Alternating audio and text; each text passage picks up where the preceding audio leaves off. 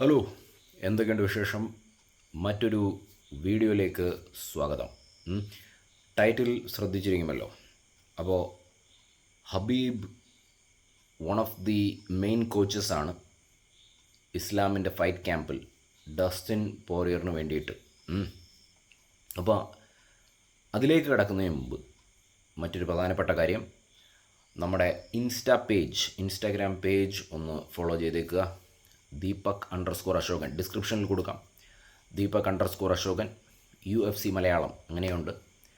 അപ്പോൾ അതിൽ ഒരുപാട് MMA റിലേറ്റഡ് ആയിട്ടുള്ള ഹോട്ട് ആക്ഷൻസ് നമ്മൾ ഷെയർ ചെയ്യുന്നതാണ്. അപ്പോൾ അത് മിസ് ചെയ്യരുത്.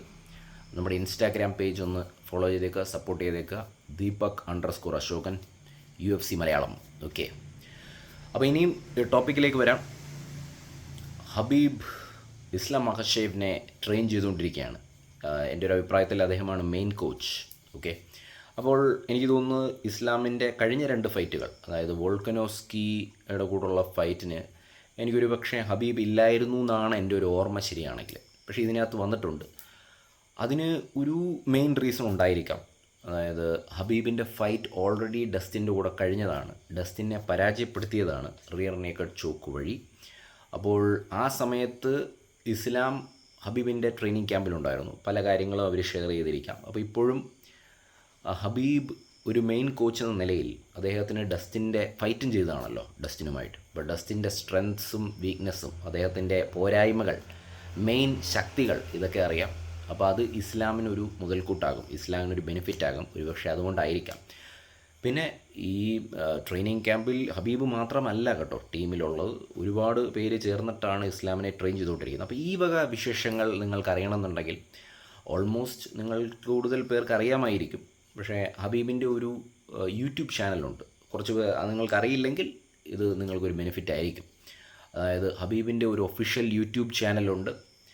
അതിനകത്ത് ഇസ്ലാമിൻ്റെ ഈ ഒരു ട്രെയിനിങ് ക്യാമ്പും ഡസ്റ്റിൻ്റെ പ്രിപ്പറേഷനും എല്ലാം ഹബീബിൻ്റെ കാഴ്ചപ്പാടിൽ ഹബീബ് ഷെയർ ചെയ്യുന്നുണ്ട്. പിന്നെ മറ്റു കോച്ചസും അത് ഷെയർ ചെയ്യുന്നുണ്ട്. ഹബീബിൻ്റെ ചാനലാണ്.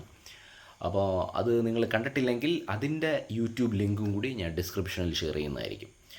അപ്പം അതിനകത്ത് ഒരു ഫൈറ്റർ എന്ന തലത്തിൽ എന്തൊക്കെ പ്രിപ്പറേഷൻ വേണം, മാനസികമായിട്ടും ഫിസിക്കലായിട്ടും, ഈ വക കാര്യങ്ങളൊക്കെ അതിനകത്ത് ഷെയർ ചെയ്യുന്നുണ്ട്. ഒരുപാട് കാര്യങ്ങൾ ഷെയർ ചെയ്യുന്നുണ്ട്. നിങ്ങൾക്കത് ബെനിഫിഷ്യൽ ആയിരിക്കും.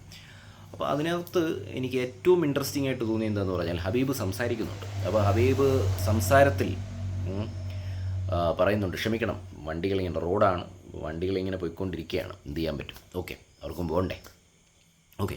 അപ്പോൾ അതിനകത്ത് ഹബീബ് പറയുന്നുണ്ട്, അതായത് ഡസ്റ്റിനെ ഒരിക്കലും നമ്മൾ അണ്ടർ എസ്റ്റിമേറ്റ് ചെയ്യുന്നില്ല. ഡസ്റ്റിൻ ഒരു സീസൺഡ് ഫൈറ്ററാണ്. സീസൺഡ് ഫൈറ്റർ എന്ന് പറഞ്ഞാൽ എന്താണ്? ഡസ്റ്റിൻ ഇത് ഇന്നും ഇന്നലെയും തുടങ്ങിയതല്ല, കുറേ കാലമായത് ഈ ഫൈറ്റ് ബിസിനസ്സിൽ ഉണ്ടായിട്ട്. അപ്പം ഒരു കണ്ടീഷൻഡ് ഫൈറ്ററാണ്. അതായത് ശരീരം ഉരുക്കാണെന്ന്.